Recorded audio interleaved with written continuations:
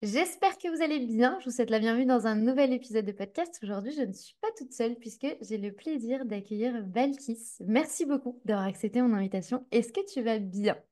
Mais alors, ça va super bien et merci surtout à toi de m'avoir invité sur ton podcast. Je suis super honorée. Avec grand plaisir. Est-ce que du coup, avant qu'on commence et qu'on entame un peu notre sujet du jour qui va être de s'auto-éditer, pardon, de créer son propre livre, etc., est-ce que tu peux te présenter, nous dire un peu ce que tu fais dans la vie et à quoi ressemble ton quotidien? Oui, alors, je m'appelle Balkis, j'ai 24 ans, je vis actuellement à Paris, je suis graphiste freelance et je suis aussi autrice d'un premier recueil de poèmes. Voilà, j'ai plusieurs casquettes aussi à côté, j'ai également un podcast, je fais plein de choses, donc mon quotidien, il ressemble vraiment à un gros bordel où j'essaye justement de m'organiser entre mes diverses casquettes, donc c'est assez fun au quotidien. Je suis lion, très important, et je vais peut-être le répéter 14 fois dans cette interview. Ça me va. Bah, moi, j'aime bien quand on se présente avec notre signe astrologique. J'ai aucun problème à ça. C'est vrai que du coup, aujourd'hui, on va parler de produire son livre, Ouais. d'éditer son livre également. Du coup, toi, tu as créé ton recueil de poèmes. Mais avant qu'on entame cette partie, du coup, j'aimerais bien que tu nous parles un petit peu de l'écriture par rapport au lâcher-prise. Puisque c'est vrai que toi, dans ton contenu, tu mets énormément en avant l'écriture, le fait d'avoir plein de carnets de journaling, de mille trucs différents. Et c'est vrai que quand on est dans le monde digital, on n'a pas forcément ce réflexe d'écrire. Ouais. D'ailleurs, on écrit beaucoup, beaucoup moins. Qu'est-ce que toi, tu aurais envie de dire aux gens qui pourraient s'intéresser ou qui ont déjà vu le Hmm. journaling, mais qui ou ne le font pas encore, ou probablement ont l'impression que ça ne marche pas pour eux, tout simplement? Ouais. Alors, moi, je dirais déjà que c'est hyper important de se réapproprier l'écriture. Mhm. On voit tellement de trends en ce moment, on voit tellement de choses différentes de comment aborder le journaling, comment le faire. Il faut le faire à 5 heures du matin avec les gratitudes. Enfin, il y a plein de choses différentes qu'on voit maintenant sur les réseaux et je pense que c'est hyper important de justement prendre le temps de se dire, OK, qu'est-ce qui m'irait moi dans l'écriture? Parce que je pense que ça reste quand même quelque chose, un exercice qui est super intéressant, ne serait-ce qu'en termes d'introspection et ça fait du bien et je pense que toutes les personnes qui ont quand même essayé de commencer à un moment ont vu que ça leur faisait du bien. Parce que franchement, moi je trouve que c'est assez magique le fait que tu commences. Tu sais, tu peux commencer genre cher journal, tu peux commencer comme tu veux. Au début, c'est un peu, voilà, comment je vais essayer d'aborder la chose. Et ensuite, plus tu écris, plus tu vois qu'en fait, toutes les barrières, elles s'enlèvent et tu vas juste te livrer. Tu vas juste écrire comment tu te sens et t'as personne en fait en face. T'écris juste pour toi. Et comme tu le dis pas à voix haute, ça a moins, je pense, ce côté, ben, tu sais, quand tu dis les choses à voix haute, c'est vrai, c'est concret. Derrière, tu as comme si tu devais agir sur ce que tu disais. Alors que quand tu écris sur ta petite feuille, dans ton petit carnet, bah, c'est entre toi et toi-même. Tu dis ce que tu veux et tu peux même après, je sais pas moi, déchirer la feuille, la brûler. Et donc, je pense que c'est un exercice qui est vraiment justement hyper intime. Et donc, c'est comment tu as envie de le faire. Par exemple, moi, je sais que mon journaling ou mon écriture, je le fais le soir. J'aime pas le faire le matin. Le matin, j'ai la tête dans le cul. Je sais pas comment je m'appelle ni où je me trouve. Donc, je vais plutôt le faire le soir après une journée où justement j'ai vécu plein d'émotions. Moi, je suis grave une overthinker, donc j'ai vraiment besoin de, tu vois, genre faire le vide, mettre les choses à plat et de me dire, OK, comment je me suis sentie cette journée? Pourquoi? Est-ce qu'il y a des choses qui m'ont plus trigger que d'autres? Ou alors, si je me sens trop bien, bah justement, ça me fait un petit rappel. Oh là là, j'ai passé des trop bons moments avec mes potes. On a testé ça. Donc, il y a des jours, en fait, je vais écrire 3 lignes, je vais écrire 3 pages, et je vais écrire 10 pages, je vais écrire une phrase. Enfin, tu vois, genre, je me mets pas du tout de règles. Il y a des jours, je vais juste imprimer des photos de ma journée. Je vais les coller dans mon carnet, donc j'aurai rien écrit, mais tu vois, genre ça reste ce petit truc entre toi et ton carnet. Donc moi, je dirais juste de tester, de se réapproprier justement cette écriture-là, le journaling. Et après, franchement, enfin moi, je suis persuadée, hein, tu peux que kiffer. Tu peux que après être addict à ce truc-là. C'est vrai que tu le disais très bien, le fait de se réapproprier, c'est vrai qu'aujourd'hui on voit un peu de tout. On voit des carnets qui sont déjà faits avec certaines questions, Mm. qui vont nous permettre de nous guider. Puis après, il y en a d'autres qui sont plus partisans de dire que vaut mieux partir d'une feuille blanche et t'écris vraiment juste ce que tu veux et comme ça te vient. Toi, l'écriture, ça a toujours été quelque chose qui a fait partie de ton quotidien. C'est quelque chose qui t'a toujours un peu animé ou t'as été très digitalisé. Et après, ça t'a manqué et t'es revenu. Comment était ton parcours, je dirais? Est-ce que ça a toujours été linéaire? Est-ce que tu as toujours été une littéraire? Voilà, raconte-nous un petit peu. Alors, moi, l'écriture, ça a toujours fait partie de ma vie depuis toute petite. Ça n'a pas du tout été linéaire. J'ai eu plein de changements, plein de manières différentes de faire. Enfin, pendant très longtemps, c'était le journalisme, parce que j'ai été journaliste au début, donc c'était vraiment cette écriture-là. Donc j'ai eu plein de phases. Moi, je me rappelle au primaire, j'ai dans le petit Word de l'ordi de mon père écrit enfin moi je m'étais dit le premier magazine du primaire. Donc j'ai vraiment été récolter les potins et j'ai fait des articles et tout. J'ai imprimé ça et je suis allée voir la BCD. Je lui ai dit coucou, j'ai écrit un petit magazine. Est-ce que tu voudrais le mettre? Bon, elle a été gentille, elle m'a pas dit non, mais je l'ai jamais vu après hein, exposé au BCD. Mais voilà, donc il y a eu plein de phases différentes. L'écriture, elle a jamais été abordée de la même manière, mais elle a toujours été là et elle a toujours été un élément hyper important de qui je suis et de comment j'arrive à m'exprimer. J'ai deux parents qui sont hyper littéraires, je suis super littéraire. Enfin, j'ai fait un, je sais pas si tu voulais dire littéraire par bac L ou pas. Enfin, voilà. Petite, je lisais beaucoup. Enfin, vraiment, ça a été beaucoup ça, le papier, le rapport au papier. Après, malheureusement, j'ai été très digitalisée, justement. Ça a été tu sais, quand tout est arrivé, YouTube, Insta, Snapchat et tout. Donc, j'ai un peu perdu ça. Mais ce qui est cool, c'est que quand même, je l'ai retrouvé avec le journalisme, du coup. Donc, je l'ai jamais vraiment perdu. Mais c'est vrai que le contact au papier change tout. Donc, je sais qu'aujourd'hui, maintenant, j'ai vraiment tous mes carnets, comme tu as pu le voir, parce que je trouve ça hyper important de garder quand même ce truc-là de t'écris, tu crées des choses, mais c'est pas direct avec un écran, avec, tu vois, genre quand t'écris maintenant, enfin, moi, faut pas croire, hein, tu sais que des fois, j'ai encore mal à la main. Hein. J'écris de, genre, peut-être une demi-heure et j'ai déjà le mal au poignet. Alors que quand on était petit, on écrivait des dissertations pendant 4 heures, hein. Et pourtant, c'est au bout de 4 heures que t'avais mal à la main, quoi. De ouf.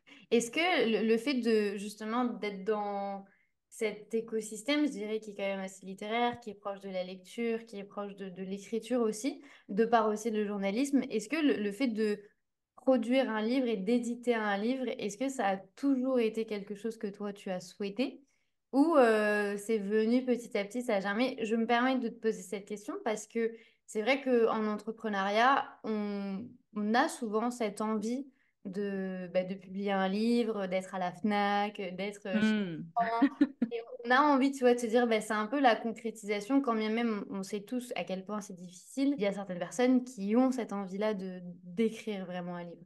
Est-ce que toi, ça a toujours fait partie de toi ou petit à petit, cette envie a germé? Ça, c'est une bonne question que je me suis, je pense, jamais posée, mais je pense que j'ai pas toujours rêvé de publier un livre. J'ai toujours rêvé d'écrire un livre. Et du coup, j'ai pendant longtemps, alors ça va être une anecdote très niche, donc j'espère que vous allez comprendre. Je ne sais pas quel âge a ta communauté, mais voilà, j'étais une très grande fan des One Direction. Donc à l'époque, il y avait Wattpad. Il y avait plein, il y avait Skyrock et tout. Donc j'ai toujours écrit des histoires. Et moi, quand j'étais petite, il y avait vraiment ce truc-là de j'ai toujours voulu quand même être un peu journaliste et j'ai toujours voulu écrire un roman. Moi, c'était le roman. Mon plus grand rêve, c'était voilà, de publier mon premier roman. C'est quelque chose depuis petite. J'ai 14 milliards, je pense, de documents Word chez mon père, dans l'ordi de famille. Enfin voilà, c'est assez grave, mais je commençais, après je terminais pas. Enfin bref, ça a toujours été là dans le coin de ma tête. Mais je pense que je me serais jamais dit par exemple, j'ai commencé avec un recueil de poèmes. Ça, je pense que même un an avant, je l'aurais jamais vu venir, quoi. Le recueil de poèmes, la poésie, c'est venu à moi vraiment c'était hyper spontané, c'était hyper fluide. Je me suis posé vraiment zéro question, je l'ai juste fait, j'ai commencé. Et c'est vrai qu'après, de fil en aiguille, je me suis dit, bah, en fait, t'as plus d'une centaine de poèmes. C'est des choses qui sont vraiment hyper vulnérables. C'est des choses que, justement, c'est mon journaling à la base, mon recueil de poèmes. C'était juste mon journaling quotidien que je voulais transformer en écriture de poèmes parce que je voulais me reconnecter justement à ma créativité et surtout à ma plume créative. Pendant 4 ans, j'ai fait qu'écrire des articles, donc les articles, c'est pas du tout le même système d'écriture. Donc je voulais vraiment me reconnecter à ça et donc c'est là où je me suis dit, bah, transforme une habitude que tu as déjà, qui est ton journaling, en écriture de poèmes, qui donc voilà, ça reste peut-être un exercice difficile, mais moi, c'est venu à moi hyper facilement. C'était vraiment cette manière de se dire, OK, fais le bilan de ta journée, de manière un peu romancée, tu vois, un peu romantisée, où tu es là, tu mets des beaux mots, et quand ça va pas, tu essaies quand même de trouver une belle manière de le dire. Et voilà, c'était venu à moi comme ça. Donc, recueil de poèmes, pas du tout. Je pense que jamais je me serais projetée. Roman, oui, ça a été toujours un grand rêve. Mais pareil, tu vois, genre cette notion de l'écrire.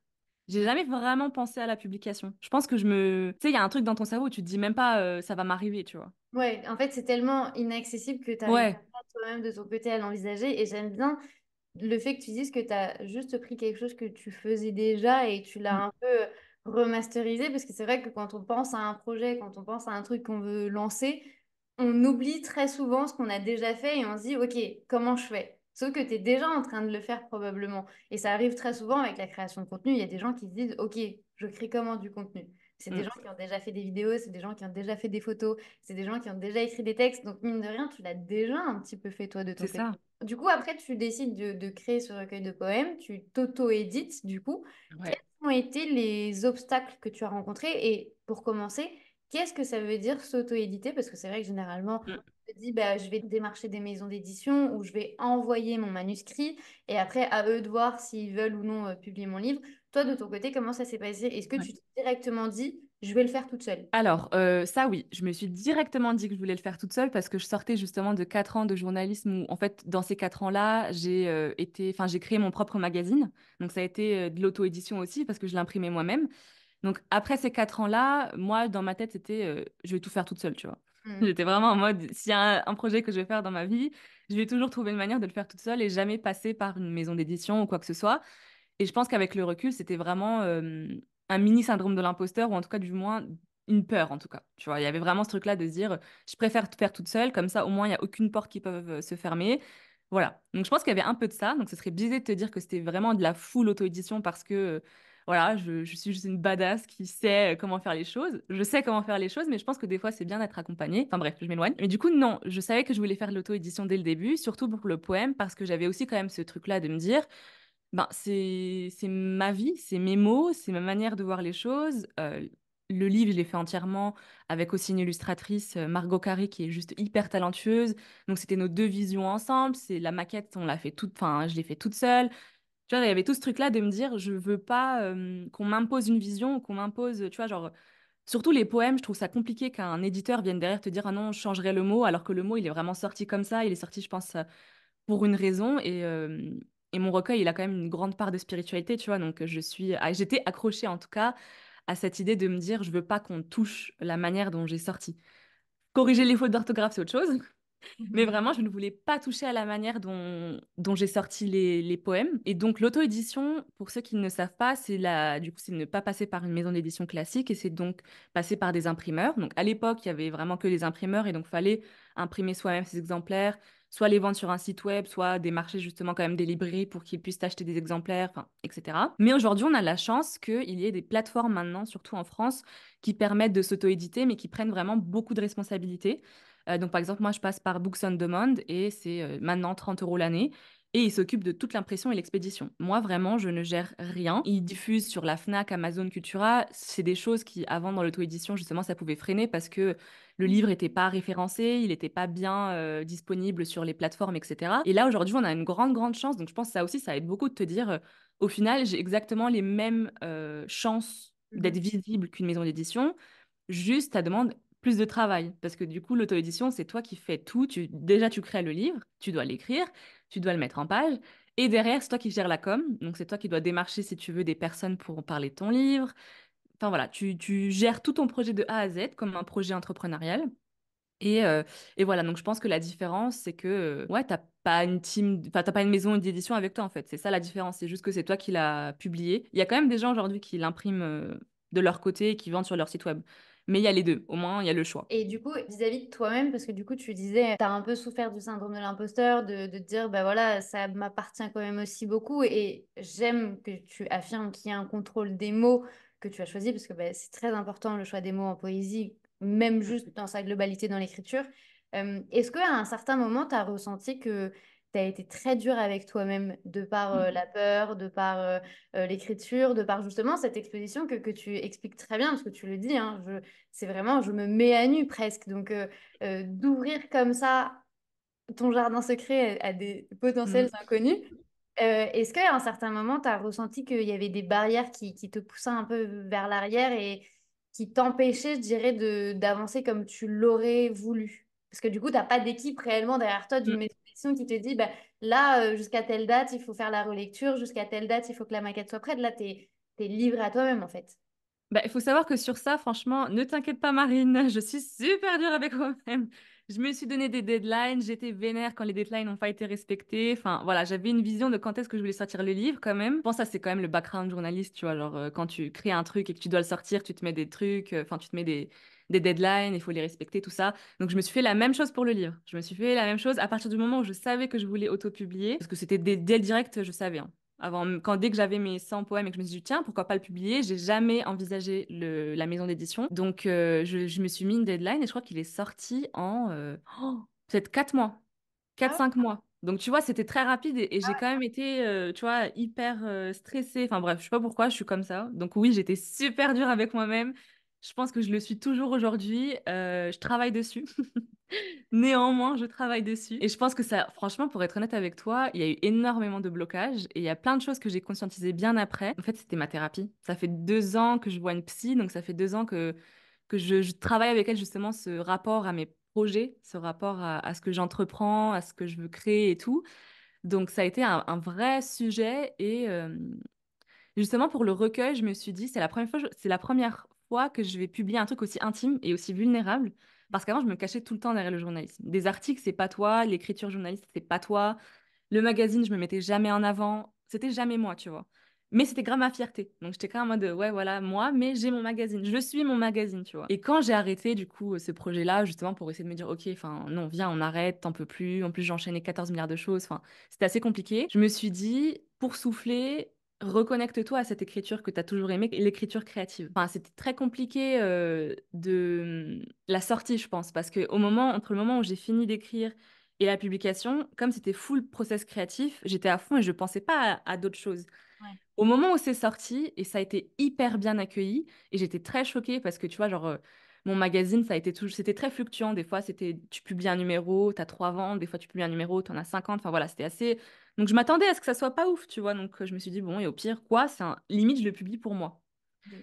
Et quand j'ai vu qu'il a été hyper bien accueilli, il y a eu enfin, beaucoup de commentaires, beaucoup de personnes qui m'ont félicité et tout, j'étais un peu en mode, what? Vous tous là, vous allez lire, vous allez lire mon recueil, genre.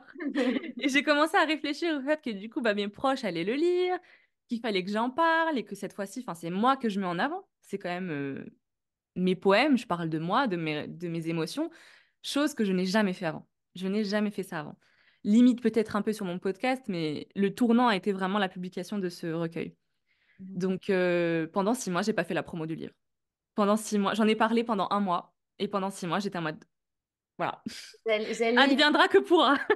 J'allais y venir parce que du coup, je sais à quel point c'est compliqué d'être la tête d'affiche de quelque chose que l'on vend, d'où également ma question de savoir est-ce qu'à certains moments tu as ressenti des blocages Mm. personnels. Quel a été du coup ton processus pour le vendre, puisque du coup tu t'en parles pendant un mois et après c'est le néant complet parce que tu as peur. Parce que j'ai peur, exactement, parce que je me suis dit, est-ce que je suis pas, justement, pas du tout légitime à écrire de la poésie? Surtout que la poésie en France, enfin, c'est un sujet qui est très, très, très, très important, je pense, mais en même temps qui est à des années-lumière de ce qui se fait réellement. La poésie, il y a des gens qui te disent non, mais c'est Rimbaud, c'est enfin, Stendhal n'écrit pas de la poésie, mais c'est Rimbaud et tout. Qu'est-ce que tu vas venir, toi, en nous parlant de ta petite vie, de spiritualité, enfin voilà, tes petits poèmes contemporains, tout le monde s'en fout. Et il y a une autre classe, justement, où tu as plein, plein, plein de personnes maintenant qui écrivent de la poésie. Tu as une réelle envie encore une fois, se réapproprier cette poésie-là. Et donc, tu as vraiment deux écoles. En sachant ce background-là sur la poésie, je savais que ça allait être un milieu hyper dur, tu vois. Donc, fallait vraiment y aller à fond. Donc, pendant un mois, ma stratégie, ça a été juste de me dire, OK, bah, tu mets des TikTok. J'ai vraiment tout mis sur TikTok. Et parce que franchement, ça marche grave bien. Et franchement, quand tu vends un livre TikTok, mais c'est une mine d'or. Enfin, c'est. Et j'ai vraiment vu, du coup, le changement entre un mois où je poste beaucoup, 6 mois je poste rien. Et du coup, bah maintenant, comme tu dois le savoir, je me suis remise à en parler. Et il y a une différence de ouf. Enfin, c'est tellement pas négligeable. Donc je m'étais dit, tu fais des TikTok. Mais encore une fois, tu fais des TikTok comme ça, tu fais des petits trucs à droite à gauche. Enfin, j'ai vraiment pas réfléchi à comment. J'étais juste dit, je vais faire du freestyle. Et Mhm. ça, c'est un peu ma personnalité aussi. J'aime bien faire beaucoup sur le tas. Ouais. Et donc forcément, c'est comme ça que tu apprends le mieux, mais c'est comme ça aussi que tu as une marge d'erreur qui est encore plus grande que si tu avais un tout petit peu prévu avant. Donc voilà, on apprend de ses erreurs, comme on dit. Et voilà, donc pendant 6 mois, enfin, comme je voyais que ces un mois-là, ça avait bien marché, que voilà, justement, les gens commençaient à avoir un petit peu enfin, voyaient mon projet, quoi. Il n'y avait pas 0 personne qui avait vu et tout. Donc ouais, clairement, j'ai eu peur et je me suis dit, attends, mais en fait, là, c'est vraiment out et on peut te lire, on peut te critiquer, on peut te dire que c'est trop mal écrit. Et moi, l'écriture, comme je dis depuis le début, c'est vraiment aussi un chemin vraiment très personnel où je dois réapprendre à avoir confiance en moi.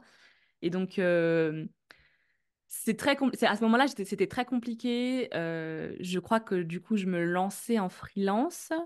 Sous peu après la publication, ouais, je me lançais pile en freelance. Donc, je m'étais dit, je vais me focus là-dessus. Tiens, tu vois, il y a plein de choses qui sont rentrées en jeu. Et mine de rien, c'est pour ça que c'est hyper important, les timings des projets. Quand tu sors un projet, sors-le. Enfin, moi, je sais il y a beaucoup ce sentiment où je veux me précipiter, le sortir, et puis après, je passe à autre chose. Et ça, je suis vraiment la copie de mon père. Mon père fait la même chose. Je suis en train de le voir parce que lui aussi vient de publier un livre et il est déjà en mode, OK, bon, allez hop, on passe au prochain. Et je suis en mode, non, en fait, ne fais pas mes erreurs, papa. Donc, c'est un peu, voilà, enfin, franchement, ça a été assez compliqué, mais maintenant, tu vois, genre, plus tu travailles sur toi, forcément. Et moi, je suis mais tellement convaincue que tout travail colle avec ta personne et enfin, tout ton travail professionnel, c'est aussi un travail personnel. Donc, je le vois comment j'agis, comment je essaye de faire la promo, comment j'aborde les choses maintenant, je vois que j'ai beaucoup travaillé sur moi et parce que maintenant je suis dans un endroit où je me dis, ok, bah, si on me critique, on me critique. Enfin, moi, je suis contente de ce premier recueil. C'est mon premier. Enfin, je veux dire, ça va pas être le meilleur de ma vie et je pense que pour un premier, on est déjà quand même pas mal. Donc maintenant, je suis plus en mode, ok, tu vois, t'as fait un bête de truc. J'aime bien l'idée de conscientiser le projet. Parce que c'est Mm, vrai que généralement, en fait, mm, mm, mm. on est tellement dans le truc qu'on veut tellement le faire trop vite. Sauf Ouais. qu'en fait, quand tu conscientises aussi beaucoup et que tu laisses le temps de maturation de plusieurs Mm, idées, tu peux te rendre compte si tu vas dans le mur ou si c'est réellement aligné à ce que tu veux faire. totalement. Moi, dès le début, hein, dans l'entrepreneuriat, j'ai foncé dans le mur et au final, avec le recul, si j'avais pris le temps de faire les Mm, choses correctement, pas juste de dire bah, je vais chauffer l'audience, etc. Non, juste moi avec moi-même, si j'avais été ouais. constante, j'aurais évité plein d'erreurs.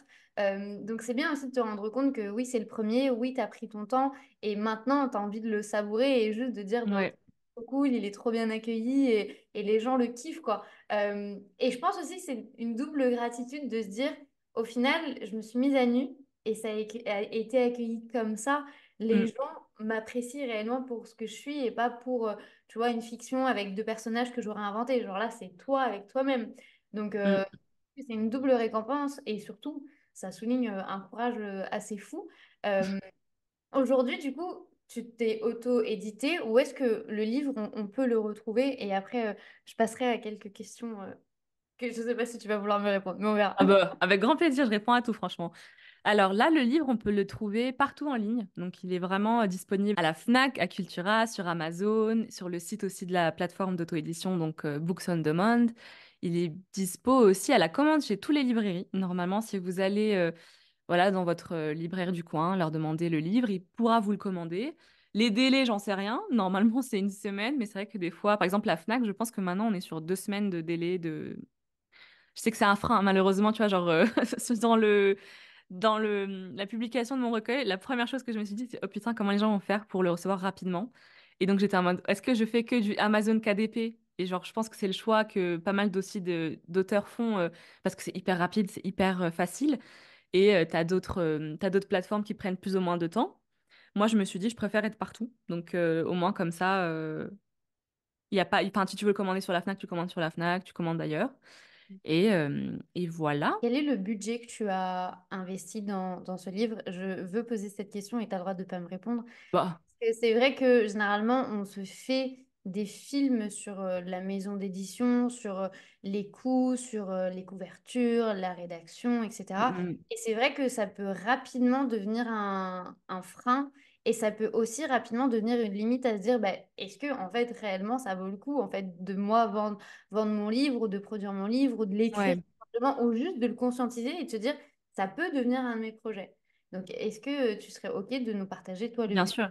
Si, Alors, franchement, le budget a pas du tout été élevé de mon côté, parce que comme je ne gère ni l'impression ni l'expédition, j'ai juste payé l'illustratrice, qui est comme une amie, et c'était même pas son taf d'être illustratrice. Donc, je pense que là, s'il y en a qui m'écoutent, vous allez me détester, mais je l'ai payé 200 euros. Donc, je l'ai payé 200 euros pour les illustrations, donc il y en a 30 dans le recueil, et la couverture. OK. Donc, c'est vraiment pas un budget élevé, mais voilà, bah, tu vois, donc c'est aussi le fait que c'était pas du tout son métier, que c'était aussi une amie. Donc, on a essayé de trouver un tarif aussi qui me convenait, parce qu'à l'époque, voilà, j'avais pas de thune pour ce projet-là. Donc, j'ai dépensé ça. J'ai dépensé les 19 euros à l'époque de la plateforme, parce qu'ils ont augmenté, merci l'inflation. Mais à l'époque, c'était que 19 euros. Enfin, même 30 euros, c'est rien. Tu te dis l'année, 30 euros pour que tu publies, expédies mes livres. Je sais pas comment ils se... Enfin bon, ils doivent bien vivre, hein, je pense. Mais voilà. Et je n'ai plus jamais rien payé. Franchement, ayez des amis comme Margot. J'aime, les amis qui soutiennent aussi les projets comme ça et qui te permettent aussi de créer ton propre truc parce que mine de rien, si c'était pas Margot ou même si Ah c'était oui, toi, ça aurait pas été réalisable ou ça serait pas du tout la même ça aurait chose. été pas ce prix-là. Moi, je pense que, enfin, je j'ai pas trop d'idée en fait de combien ça coûterait réellement à Mm. faire 30 illustrations et une couverture, mais je pense qu'on est vraiment sur peut-être, je sais pas. J'ai pas envie de dire une fourchette n'importe quoi encore une fois, mais Moi non plus, je sais pas, donc on va éviter de dire des. voilà, on dit pas. Renseignez-vous auprès des gens qui sont compétents et qualifiés, mais c'est vrai que ça renforce aussi beaucoup mon point de vue et mon idée sur le fait de s'entourer, de se créer, je dis pas d'avoir 50 amis, mais juste d'avoir deux, trois potes qui ou ont les mêmes projets que vous, ou ont Mm. les mêmes visions que vous, ou vont vous permettre d'avancer aussi plus vite ou moins vite, mais au moins d'avoir ce type d'opinion et de points de vue qui peuvent aussi vous aider à Ouais. avancer, à Et je développer. pense que ça se fait beaucoup dans le milieu de la poésie. Enfin, il y a pas mal de, justement, de recueils de personnes que j'adore, où c'est illustré, par exemple, par leur sœur, par leurs potes. Donc, je pense qu'il y a vraiment ce truc-là de c'est hyper important quand tu fais de l'auto-édition.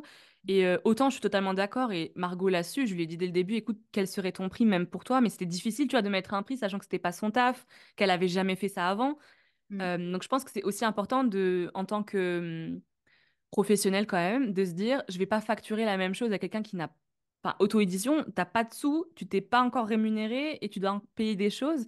Et Mm. encore, j'ai de la chance d'avoir des notions de InDesign et tout, parce que y a quand même des auteurs en auto-édition qui font tout payer par quelqu'un d'autre. Mais après, tu vois, genre, c'est un coût qui est différent parce qu'après, peut-être qu'ils vont justement, c'est leur taf à un plein temps, ils vont le promouvoir différemment, justement, pour se rembourser, pour en vivre, etc. Donc, je pense que la mécanique est différente quand c'est ton taf à temps plein, et là, tu vas te dire, ok, bah, je vais payer vraiment graphiste, maquettiste, illustration, etc. Mais je pense aussi que quand c'est de l'auto-édition, il y a un plaisir à faire les choses soi-même. Et si en plus de ça, tu peux prendre des gens aussi qui... Tu vois, genre, je pense que Margot, à ce moment-là, elle avait jamais pensé à faire l'illustration et maintenant, elle en fait de plus en plus. Et je suis en mode, mais vraiment, voilà, tu vois, c'est trop cool. Tu t'es découvert en même temps un autre truc. Donc, tu vois, genre, c'est hyper gratifiant sur dans tous les côtés.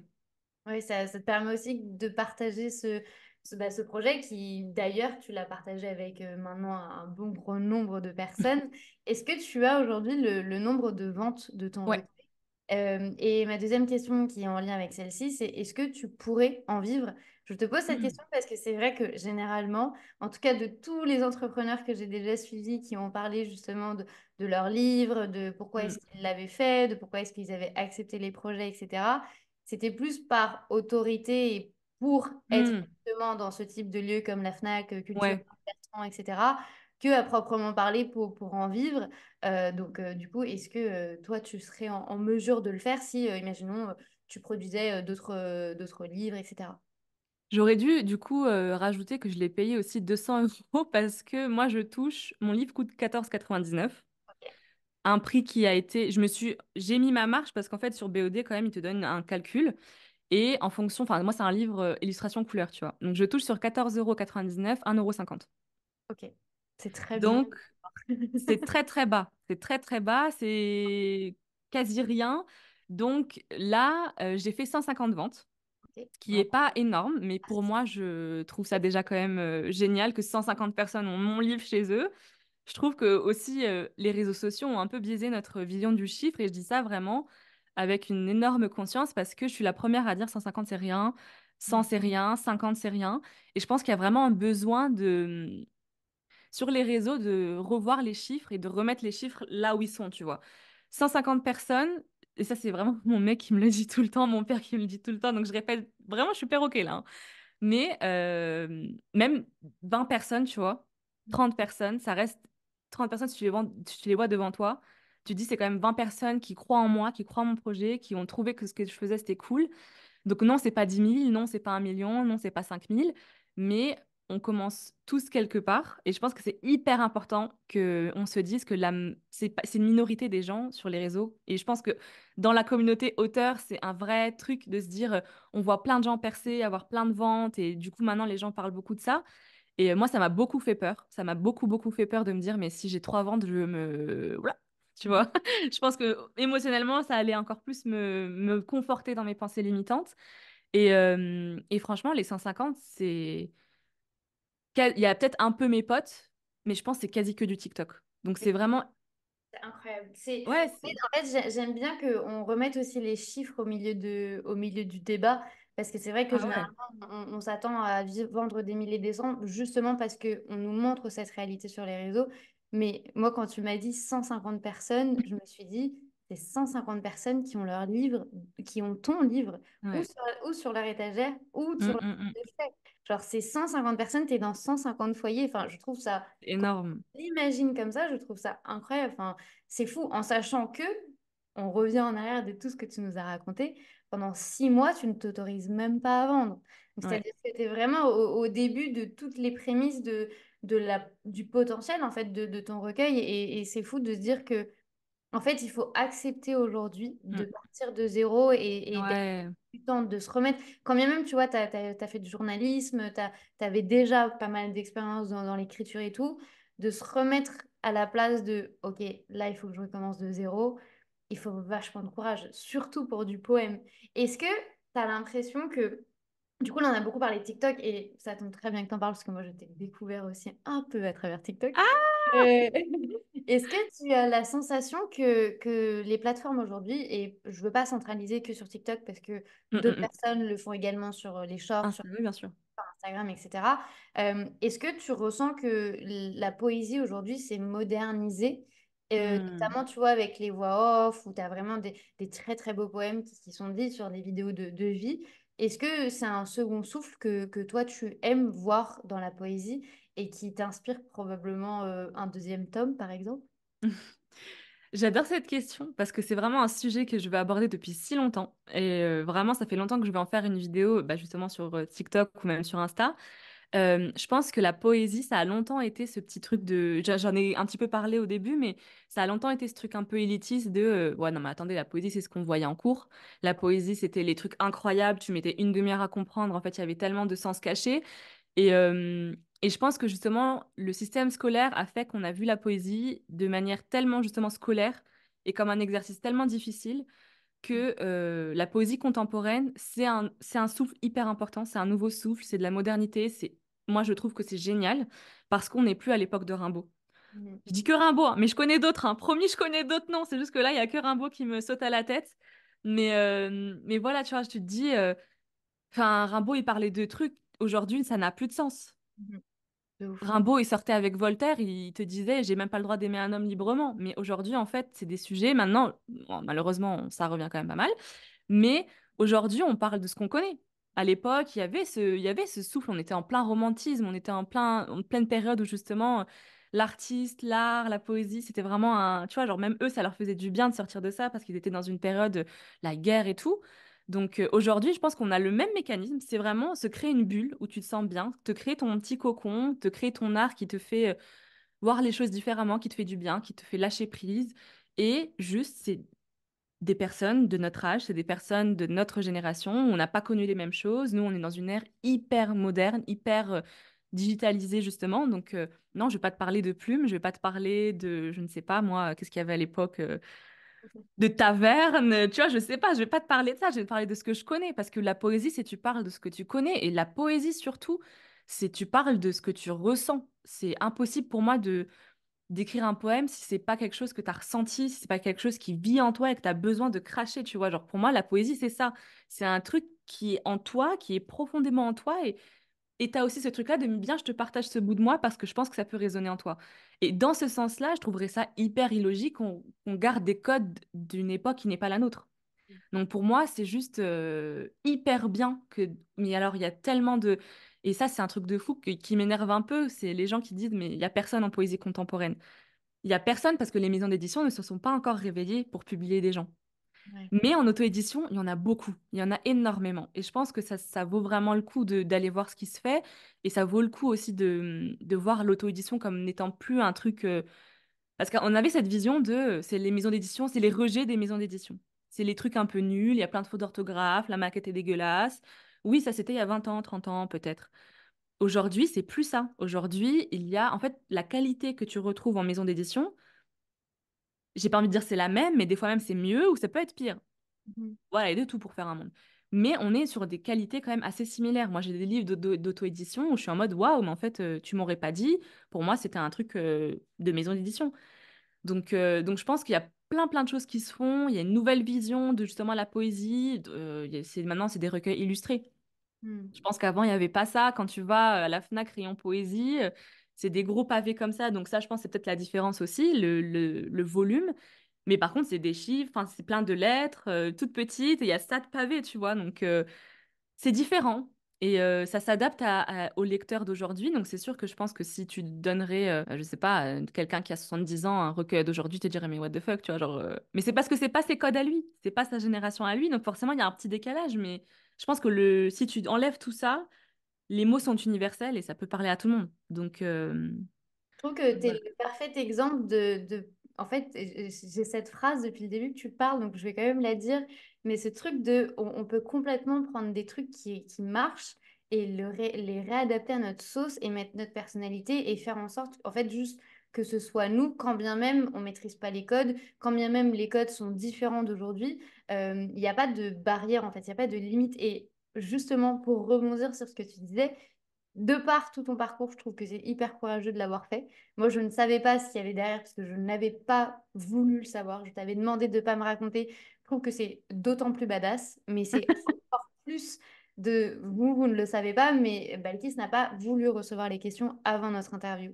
Et je trouve que c'est assez représentatif de tout ce que toi, tu as réussi à développer, quand bien même dans le conscient des mortels, on se dit ça va être trop difficile ou ça va être impossible ou Mm. c'est Mais inatteignable. ça, tu vois, je trouve que c'est quelque chose aussi comme les chiffres. Il faut qu'on prenne un peu de recul avec les réseaux parce que aussi, je pense que dans l'écosystème français, j'en sais rien, dans la société française, il y a ce truc-là de se dire, attends, je vais montrer que c'est encore un peu plus dur, je vais te montrer que en fait, tu as besoin de quelqu'un d'autre pour y arriver. Parce qu'il y a cette peur aussi, je pense. Alors, j'ai pas envie de dire des dingueries, hein, mais pour moi, c'est un truc que je ressens énormément comparé aux pays anglophones où, tu vois, la poésie, l'auto-édition, c'est vu comme les maisons d'édition déjà de un et il y en a énormément plus. C'est mieux vu, c'est vraiment une dinguerie là-bas comment c'est développé, enfin, Rue Picard déjà. C'est grâce à elle que la poésie contemporaine s'est ouverte aujourd'hui. Et je pense que pareil, c'est de se dire, rien n'est compliqué. Mhm. Et je pense qu'en France, on aime bien montrer que les choses sont compliquées pour que tout le monde n'y arrive pas. Rien n'est compliqué. Et j'ai vraiment envie de souligner ça, mais genre fois 10 si j'ai envie de répéter 15 fois, mais c'est compliqué, bien sûr, parce qu'il faut qu'on apprenne à gérer un nouveau skill, mais c'est à la portée de tout le monde. Après, est-ce que tu as envie? Est-ce que c'est un skill que tu as envie d'avoir? Est-ce que c'est quelque chose que tu as envie de, justement, prendre le temps de voir si c'est quelque chose que tu aimes ou juste que tu aimes parce que tu l'as vu? Enfin, voilà. Tout ça, c'est des réflexions à avoir, mais il n'y a rien qu'on ne puisse pas faire. Et publier un livre en auto-édition, honnêtement, moi, j'arrête pas de le répéter, c'est simple. C'est super simple. L'écriture, peut-être pas, et là, peut-être que ça prend plus ou moins de temps. En fait, le problème, c'est qu'on a aujourd'hui, on compare un peu la facilité et le temps. Quelque chose qui te prend 10 minutes, c'est facile. Quelque chose qui te prend 3 heures, c'est difficile. 3 heures dans une vie, c'est quoi? Un an dans une vie, c'est quoi? 6 ans dans une vie, c'est quoi? Il y a des grands auteurs qui ont écrit leurs livres en 10 ans. Et j'arrête pas de me dire ça, tu vois. Genre, j'arrête pas de me dire aussi... Enfin, ça fait du coup 2 ans que je suis sur mon roman. Donc, je suis quand même sur mon roman. Mhm. Voilà. Mais 2 ans, tu vois, genre avant, il y a 4 ans, la Balkis d'il y a 4 ans, t'aurais dit, hein? Ça me prend plus qu'un an? Non, c'est pas fait pour moi. J'y arriverai pas. Je mets de côté. Aujourd'hui, je me dis, si ça doit me prendre 6 ans, c'est que ça devait me prendre 6 ans. Et c'est pas grave, je laisse le temps. Il y a dans une vie aussi plein d'autres choses que son art, et je pense que c'est aussi important de prendre du recul aussi sur ce qu'on fait, sur ce qu'on crée, sur ce qu'on veut partager au monde. Et voilà, il n'y a pas ce besoin de faire les choses illico presto, et si ça te prend un an à apprendre juste le skill, c'est pas grave. Ça veut pas dire que c'est difficile, ça veut juste dire que c'est le temps que toi-même, justement, tu fasses tu testes, est-ce que tu aimes bien, ça se trouve, tu vas pas aimer, tu vois. Et voilà. Donc, je sais pas si peut-être que c'est hyper. Enfin, Non, moi, c'est parce ma que vision de la chose. j'allais finaliser notre interview en te demandant qu'est-ce que tu aurais eu envie de dire aux gens qui ont Ah, l'impression que ça, c'est parfois impossible ou que parfois c'est fait pour d'autres mais pas pour eux. Au final, tu as encore mieux répondu à la question que j'aurais posée. Donc, merci en tout cas pour ces mots qui, je pense, vont Mm, résonner dans beaucoup de têtes et j'espère beaucoup de cœurs également. mm. De toute façon, je vous mets bien entendu le lien vers le recueil de poèmes de Balkis en dessous de cet épisode de podcast. Vous pourrez également le retrouver partout. Je le mettrai où il faut pour que vous puissiez vous aussi accéder à cette sensibilité que moi j'ai perçue à travers le contenu. Et je suis convaincue que les poèmes le sont tout autant. Donc vraiment un énorme merci pour ta transparence et pour ta participation au podcast. J'ai adoré passer ce temps avec toi. Et de toute façon, moi, je te dis à très bientôt. Merci beaucoup à toi. Vraiment, j'ai passé un super beau moment et merci pour ton intérêt, tes questions qui étaient trop bien. Merci pour tout.